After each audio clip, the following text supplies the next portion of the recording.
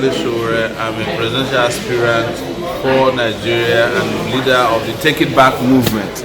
I'm inviting you to come to Northeast New Jersey, where we are going to have a town hall meeting of people in the East Orange, Elizabeth, Newark, and West Orange.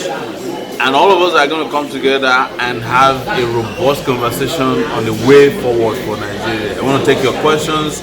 I'm doing a need assessment tour and want to interact and engage with you on how best we can all take Nigeria back. See you there on Thursday, May 17, 2018. And this is brought to you by We4WE TV. Don't miss it. This is brought to you by We4WE TV, Igbo Empowerment Movement, Take It Back, and the Moswaka Movement.